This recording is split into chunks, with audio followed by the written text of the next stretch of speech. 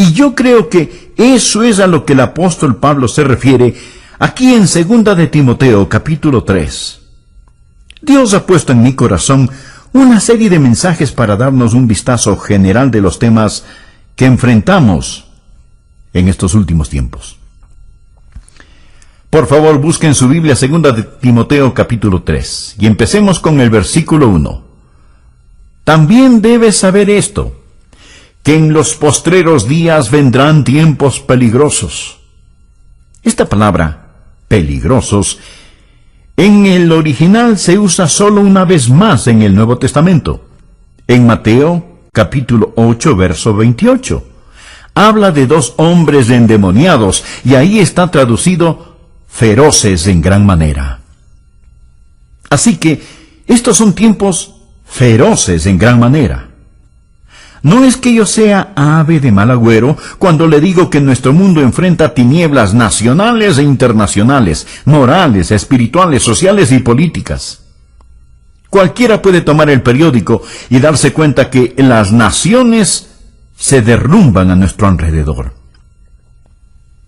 Usted dirá, pero es maravilloso lo que sucede en los países comunistas, el ver el derrumbe del comunismo.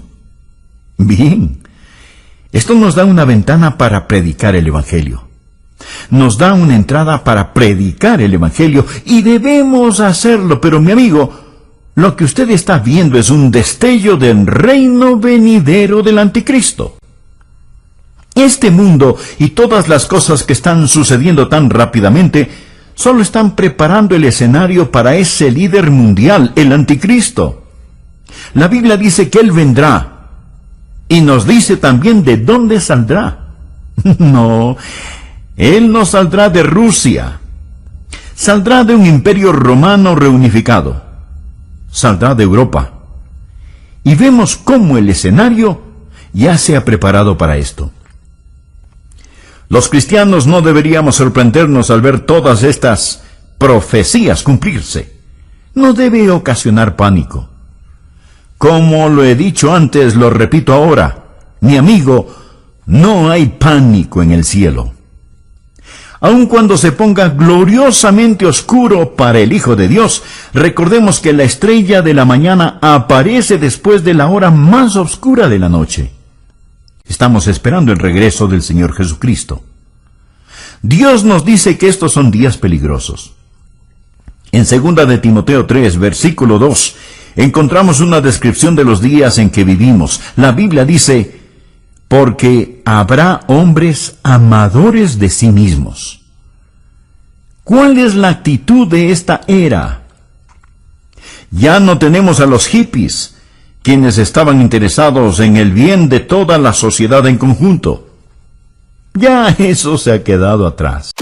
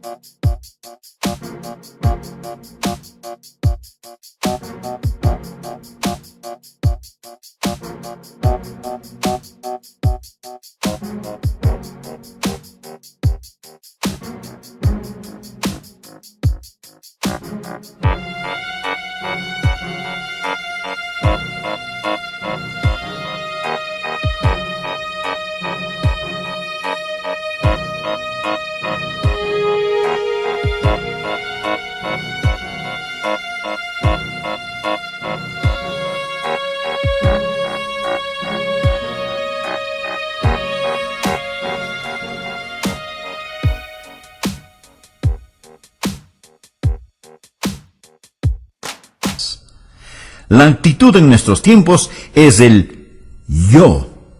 Concentrarse en uno mismo, egocentrismo.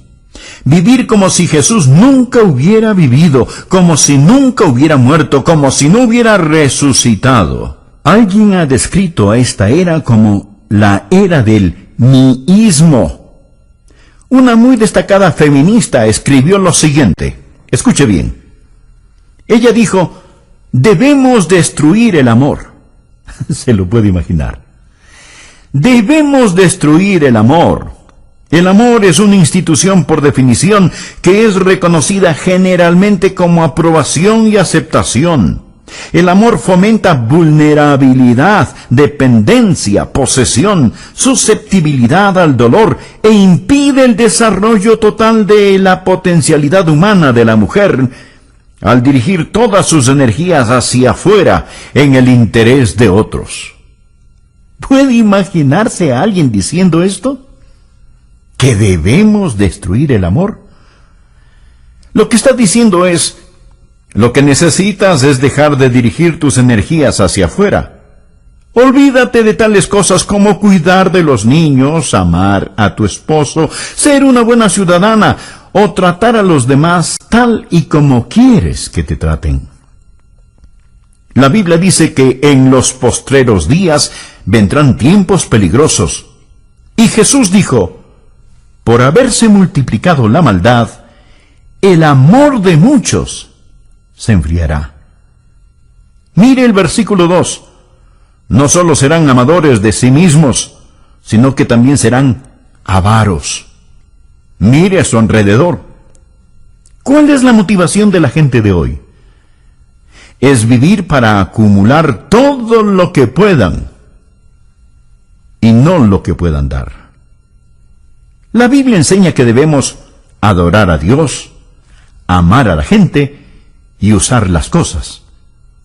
Pero lo que nosotros hacemos es ignorar a Dios, amar las cosas y usar a la gente. Sigue diciendo que serán avaros, vanagloriosos. Continuamente presumimos de nuestra grandeza humana, de nuestros logros humanos, y como egomaniáticos, vamos directo hacia el infierno pensando que somos demasiado buenos para ser condenados. Nuestra civilización se está desbaratando, anda arrastrando los pies. Y continúa diciendo la palabra: blasfemos. Puede ver eso en el verso 2. Permítame decirle algo. Me da vergüenza a veces ser estadounidense al encender la televisión. Me pregunto qué pensarán aquellos que nos visitan. El diablo lleva la blasfemia y la pornografía a las salas de los estadounidenses. Parece como si una alcantarilla estuviera abierta. La gente blasfema contra el nombre de Dios. George Will, un comentarista conservador que de vez en cuando me gusta escuchar, dijo lo siguiente: y ahora es un escándalo más allá de la ironía que gracias al trabajo energético de los fanáticos civiles de libertades, los pornógrafos disfrutan protección extensa bajo la primera ley, mientras que los niños de primer grado en una presentación de Navidad se dice que infringen los valores de la Constitución, los valores de la primera ley. Pablo continúa diciendo que en los últimos días los niños serán desobedientes a los padres. Levantamos una generación de niños que no entienden la autoridad dentro o fuera del hogar. Un educador, el Dr. Pierce de Harvard, instruía a 2000 profesores en Denver y dijo lo siguiente. Por favor, escúcheme atentamente lo que dijo este Dr. Pierce. Todo niño en los Estados Unidos que entra a la escuela a la edad de 5 años está mentalmente enfermo, porque llega a la escuela con una lealtad hacia nuestros funcionarios elegidos, hacia nuestros padres fundadores, hacia nuestras instituciones, hacia la conservación de esta forma de gobierno, patriotismo, nacionalismo y soberanía. Todo esto prueba que los niños están enfermos, porque el individuo sano es uno que ha rechazado todas esas cosas, y es lo que yo llamaría el verdadero niño internacional del futuro. Bueno, dirá usted, ese era un hombre cualquiera el que dijo esas cosas. No, mi amigo. Era un profesor de Harvard. Bien, dirá usted, le hablaba a gente ignorante. No. Le hablaba a 2000 profesores. Les estaba diciendo que cuando los niños y niñas van a la escuela y tienen amor hacia sus padres, una distinción clara entre lo bueno y lo malo, lealtad para su país e ideas de nacionalismo y patriotismo, entonces esos niños están enfermos. El doctor John Phillips, un teólogo y gran estudioso de la palabra de Dios, dijo: incluso los padres cuidadosos están encontrando cada vez más difícil sobrevivir las mareas ascendentes de promiscuidad toleradas por la sociedad con los valores seculares enseñados en las escuelas públicas. Las escuelas a lo largo del país simplemente ignoran las objeciones paternales contra las enseñanzas liberales sobre homosexualidad, aborto, control de la natalidad, indulgencia sexual y moralidad relativa. Y por supuesto, la enseñanza de la Biblia es prohibida en nuestras aulas. Podemos asignar la lectura y discusión de cualquier libro asqueroso que salga de la imprenta. Podemos estudiar Carlos Marx y George Bernard Shaw. Podemos invitar a brujas, homosexuales y anarquistas a nuestras aulas para que presenten sus ideas. Pero no podemos enseñar la Biblia, ni tener oraciones simbólicas, ni leer las Escrituras en nuestras escuelas.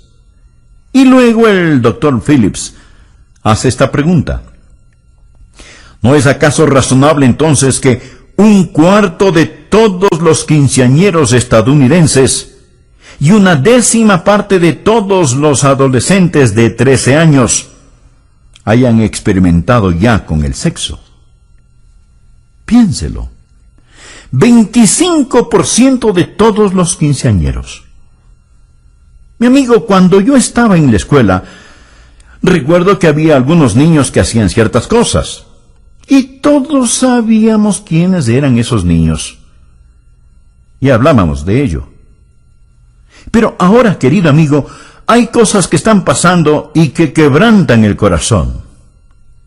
Bien, mire el versículo 3. Sin afecto natural. Sin afecto natural.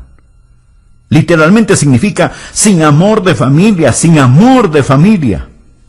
Una mañana escuché en la radio sobre un asesinato planeado entre un hijo y sus padres.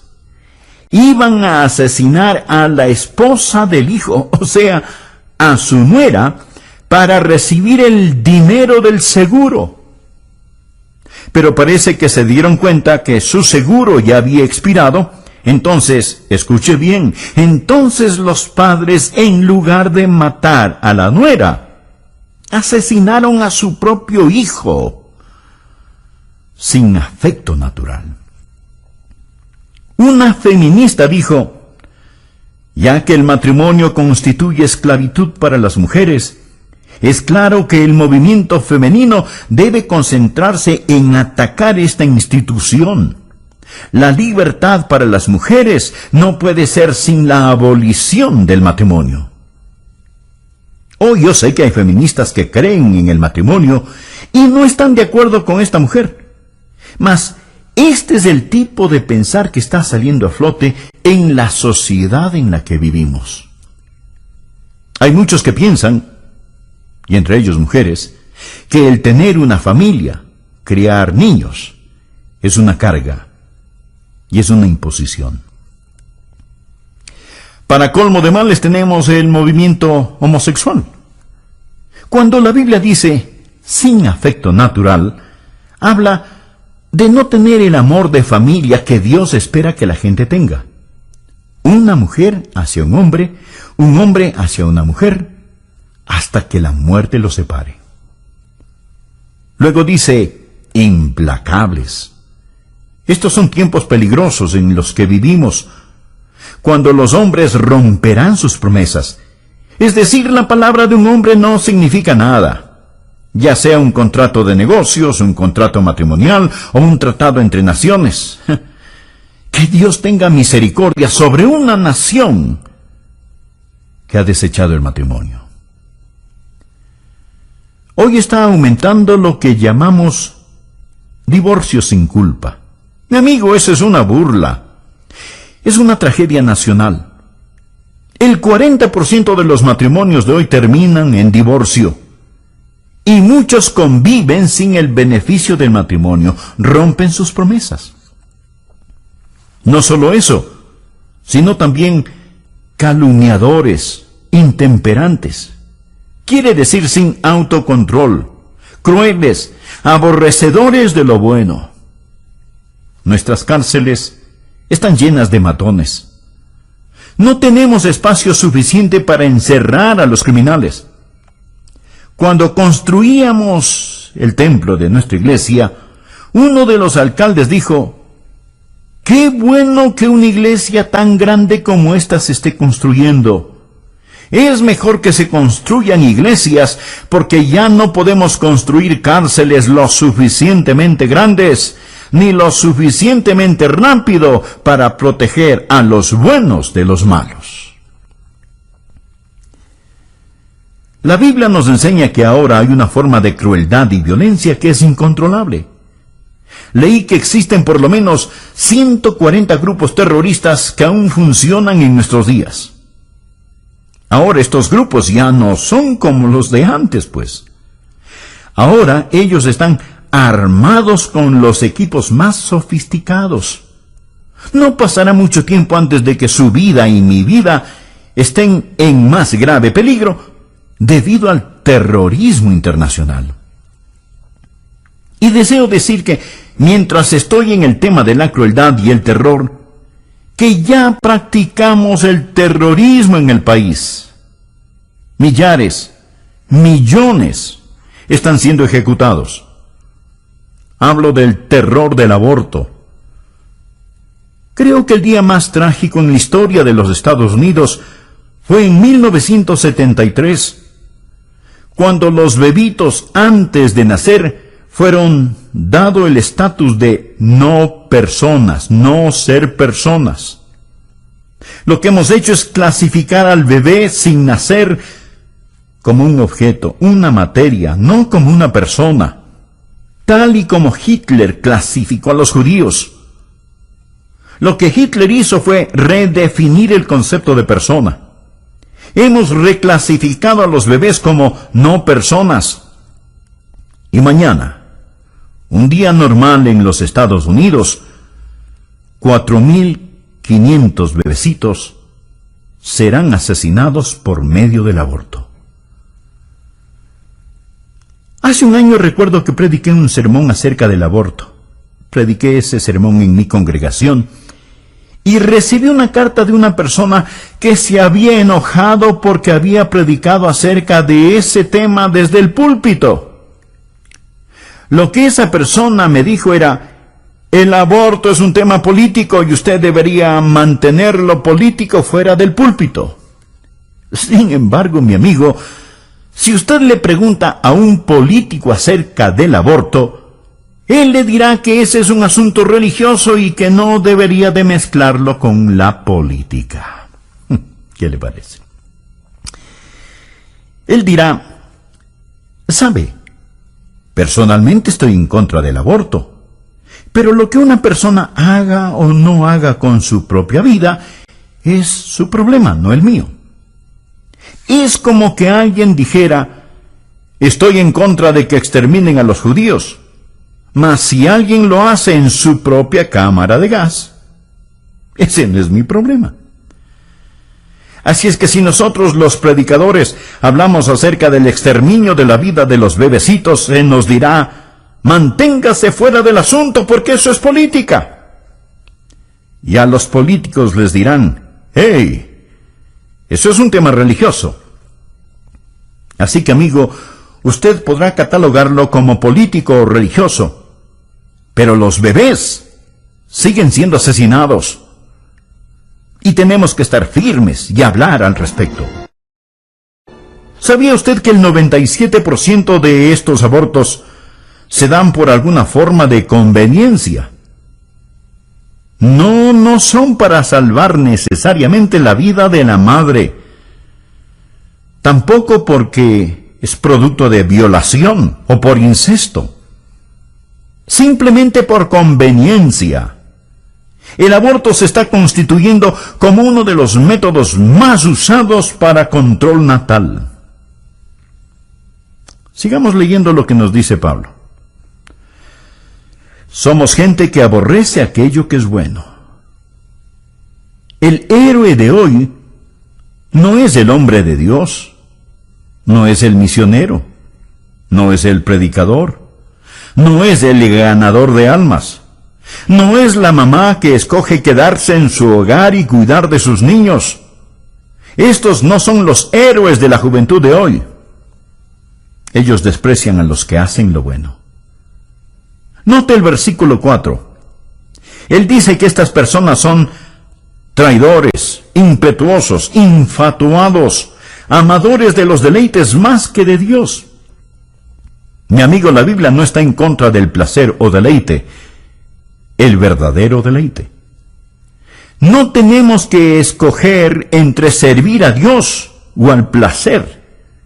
En el Salmo 16, versículo 11, leemos: me mostrarás la senda de la vida, en tu presencia, o sea, en la presencia de Dios. En tu presencia hay plenitud de gozo, delicias o placeres, a tu diestra para siempre. Amigo, el camino a Jesús es el placer genuino. Pero el problema viene cuando tenemos una sociedad que ama más los placeres que a Dios. No sé cuántos me están escuchando en este momento por medio de este programa en sus casas, pero podrían ser más. Sin embargo, muchos prefieren escuchar programas seculares y mundanos antes que oír la palabra de Dios. Somos amantes de los placeres, más que amantes de Dios. Mire a su alrededor. Los hoteles, los teatros, los estadios, los clubes nocturnos están repletos. Es lo que podríamos llamar una explosión de placer. El domingo ha llegado a ser el día de hacer casi cualquier cosa, excepto adorar a Dios. Ya no llamamos el domingo el día del Señor, sino simplemente decimos que es el fin de semana. Amadores de los deleites, más que de Dios. Continuamos en el versículo 5. Que tendrán apariencia de piedad, pero negarán la eficacia de ella.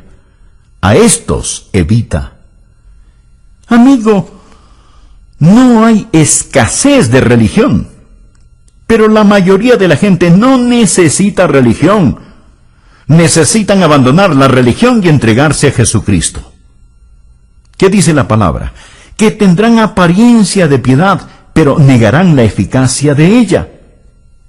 Es una forma de religión sin poder y sin realidad. La participación religiosa está en todo su apogeo, pero también el índice del crimen. Así que algo anda desesperadamente mal. Hablamos de la religión sin la realidad. Leamos por favor el versículo 6. Porque de estos son los que se meten en las casas y llevan cautivas a las mujercillas cargadas de pecados, arrastradas por diversas concupiscencias. Lo que está diciendo es esto: que la religión falsa estará a la orden del día. La palabra mujercillas significa mujeres débiles, de carácter débil, criaturas impulsivas, susceptibles a las insinuaciones. Estoy convencido que se refiere a las mujeres liberadas.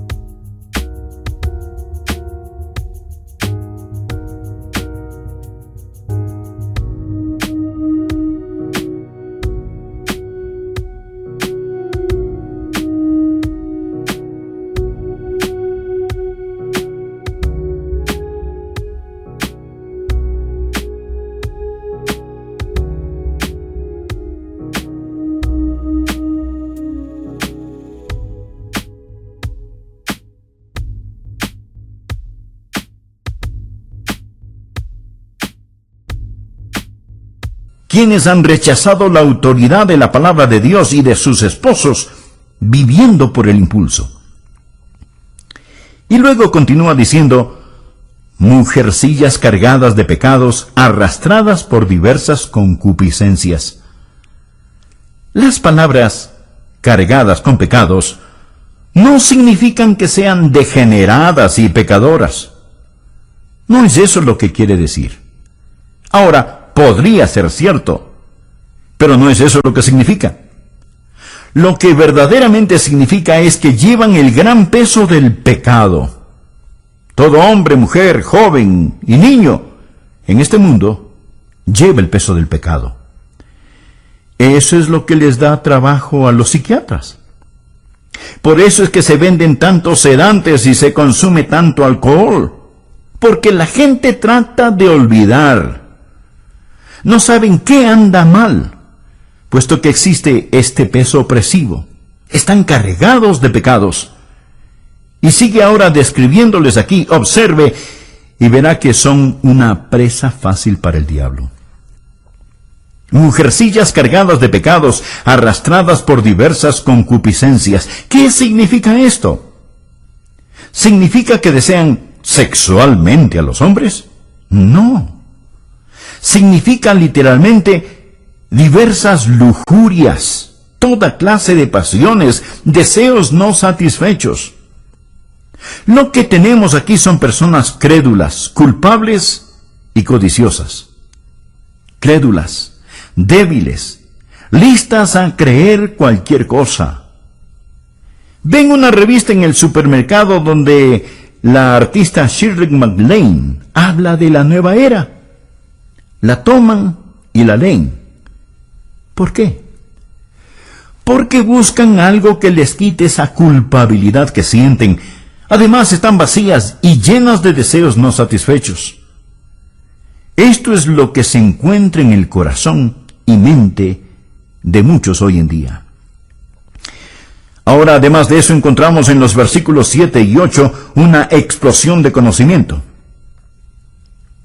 Estas siempre están aprendiendo y nunca pueden llegar al conocimiento de la verdad. Los hechos pueden duplicarse y triplicarse.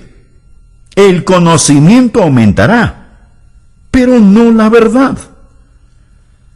Si es nuevo, no es verdad. Mi amigo, debemos seguir luchando vigorosamente por la fe encomendada una vez por todas a los santos. Esta es una generación en busca de alguna cosa nueva. Por favor, ve el versículo 8. Y de la manera que Janes y Jambres resistieron a Moisés, así también estos resisten a la verdad, hombres corruptos de entendimiento, réprobos en cuanto a la fe.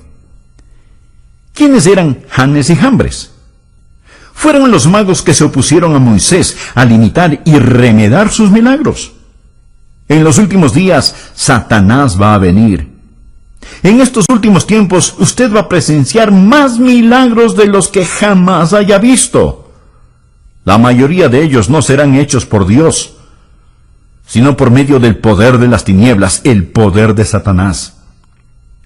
La Biblia dice que vendrá una explosión de milagros del ocultismo. Del mismo modo como Janes y Jambres se opusieron a Moisés y llevaron a cabo sus milagros.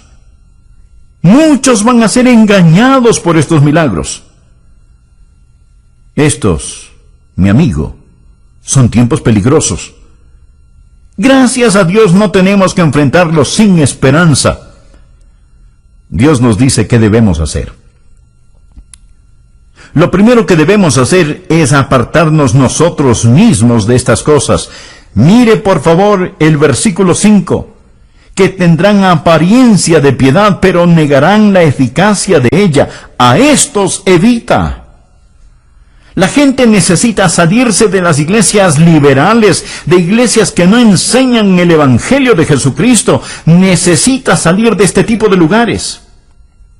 Tal vez usted dirá, pastor, ¿que acaso su iglesia es la única buena y verdadera iglesia?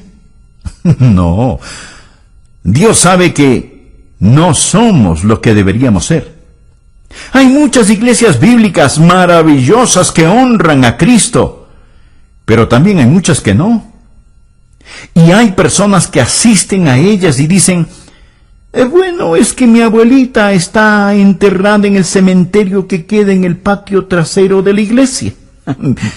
Mi amigo, si la abuelita pudiera, se levantaría y saldría de ese lugar.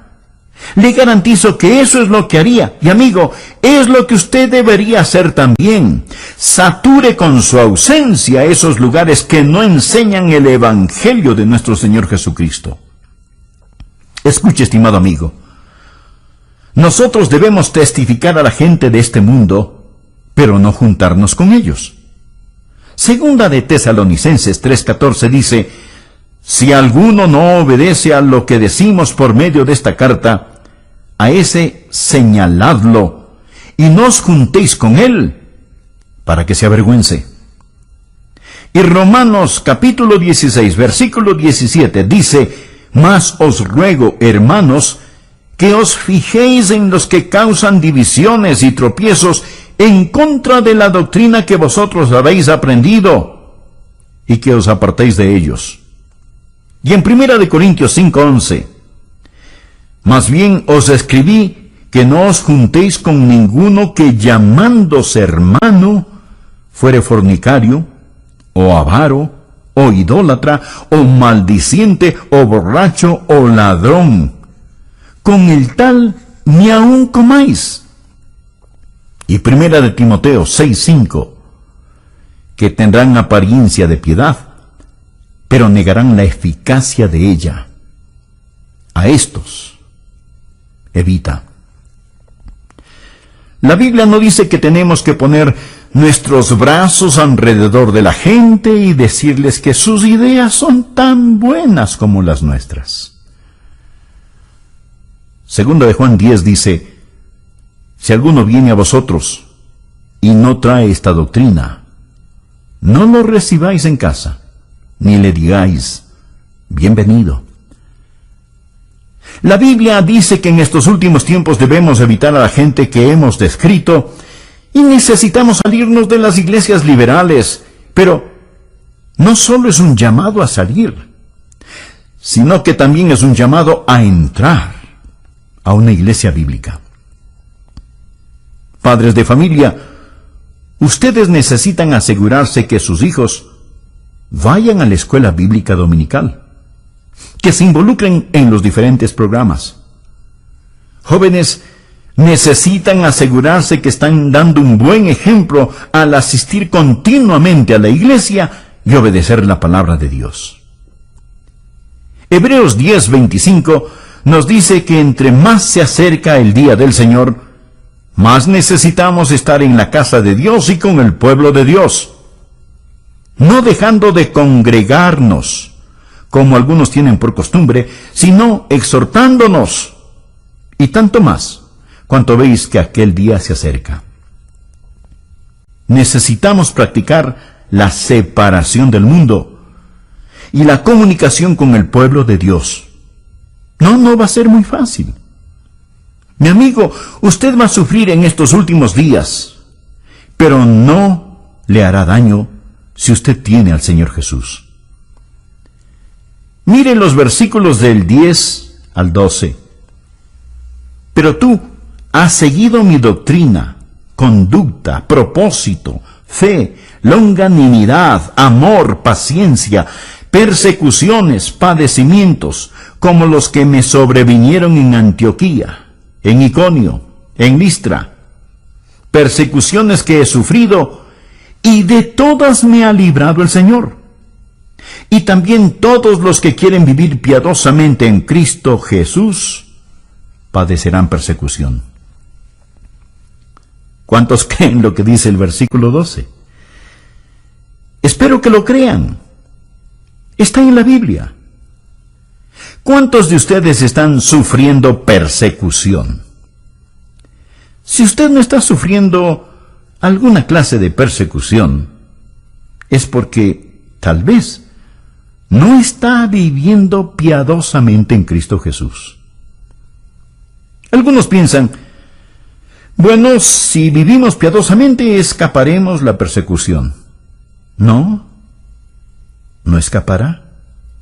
Mi amigo, Jesús no escapó la persecución. Pablo no se libró de la persecución. Usted tampoco se librará.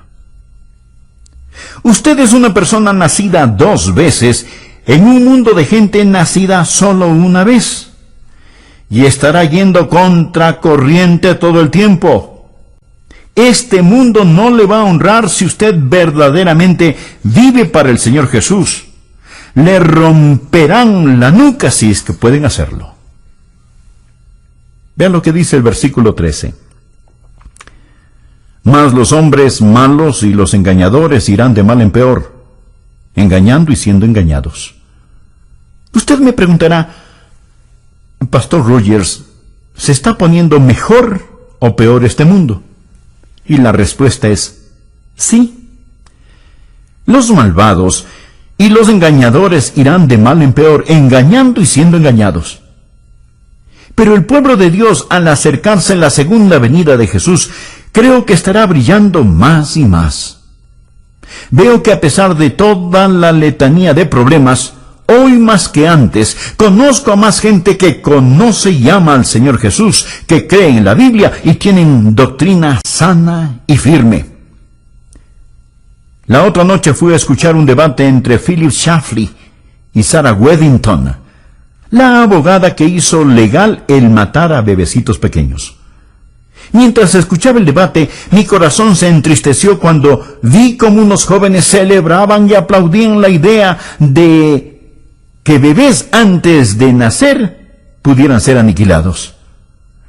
Mas déjeme decirle también que me sentí animado cuando vi a otro grupo de jóvenes con rostros brillantes y de aspecto inteligente, muchos de ellos miembros de nuestra iglesia, que estaban allí en el nombre de Cristo y defendían aquello que es verdad. Amigo, es mejor que usted sepa dónde está parado y qué es lo que cree, porque va a ponerse de mal en peor. El diablo hará su trabajo al engañar. Existe todo tipo de charlatanes y esto va a empeorar. ¿Qué debe hacer usted? ¿Qué debe hacer la gente joven, adulta, los ancianos en estos días? Mire el versículo 14. Pero persiste tú en lo que has aprendido y te persuadiste, sabiendo de quién has aprendido, y que desde la niñez has sabido las sagradas escrituras, las cuales te pueden hacer sabio para la salvación por la fe que es en Cristo Jesús. Recuerde lo que usted ha aprendido. No dude en la oscuridad lo que Dios le ha mostrado a usted en la luz. Recuerde la palabra de Dios y de quién la aprendió. Yo no llegué aquí ayer. He estado aquí muchos años predicando la Biblia. Recuerde lo que ha aprendido y recuerde de quién lo aprendió. ¿Sabía que la Biblia habla de espíritus seductores y doctrinas de demonios? Una joven que era miembro de mi iglesia en la Florida fue a estudiar a una universidad que tenía un aire de religiosidad. Pero los profesores liberales comenzaron a tomar la Biblia y descuartizarla. Luego le dijeron, no regrese a casa, a su iglesia, contándoles todo esto. Ellos no lo entenderían.